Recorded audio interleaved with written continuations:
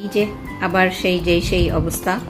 তো আমি এখন শুধুমাত্র ডাইনিং টেবিলটা ক্লিন করব, তারপর অন্য কিছু অ্যাড করব। এখানে আমরা কিন্তু একদিনই এই 7 আপ বা স্প্রাইট খাই না।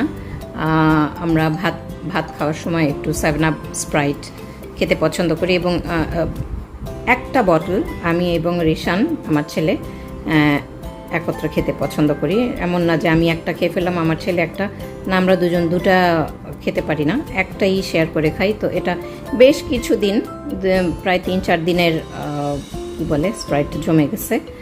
আর এখানে কিছু ডেয়ারি মিল্ক আছে। এই যে আমরা নাস্তা করছিলাম দুপুরে, ফ্রুট লুপ আমার ছেলে পছন্দ করে এবং আমারও মাঝে মাঝে ভালো লাগে খেতে। ওয়াটার পট, পানির বোতল, এগুলো সব এখানে ভরে গেছে। তো এগুলো আমি সরাবো, এখন ক্লিন করবো ইনশাআল্লাহ। তো এই যে আমি টেবিল থেকে সব কিছু সরিয়ে ফেলছি, আর এই টেবিলটা মোটামুটি খালি এখন। আর এখানে যেই টাওয়েলটা আছে, মাইক্রোফাইবার টাওয়েল, এই যে একদম, এটা আমি ফ্যামিলি নিডস থেকে কিনেছিলাম, উত্তরা ফ্যামিলি নিডস থেকে। তো কয়েকটাই কিনছিলাম, এখনও আছে আমার কাছে। প্রথমে আমি টেবিলের এই ধুলাটা অন্য একটা কাপড় দিয়ে মুছে নেব, তারপর এটা দিয়ে আর মিস্টার ব্রাশও দিয়ে ক্লিন করে নেব।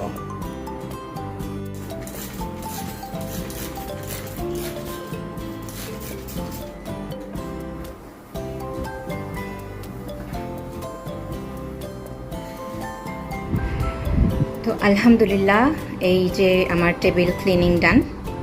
তো আমি ঠিক এভাবে টেবিল ক্লিনিং কমপ্লিট করলাম আজকে।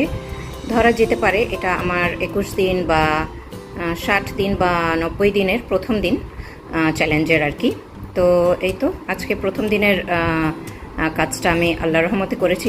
আমার আরও অন্য কিছু কাজ আছে, যার জন্য আমি অনেক তাড়াহুড়ো করে এই কাজটা করে ফেলেছি এবং আলহামদুলিল্লাহ আমি কমপ্লিট করতে পেরেছি। তো ডে 1 ডান। চামচগুলো আমি বাটির মধ্যে রেখেছি, কারণ মগটা ভেজা আছে। মগটা ড্রাই হলে আমি এই চামচগুলো ওই মগের মধ্যে রাখবো। আর এই তো মোটামুটি আমি বলবো না যে আমি অনেক সুন্দর করে মুছতে পেরেছি, আমি মোটামুটি করে মুছে ফেলেছি আজকে আলহামদুলিল্লাহ। বাট ডে 1 ডান, এটাই আমার কাছে ভালো লাগতেছে। আলহামদুলিল্লাহ, ডে 1 ডান।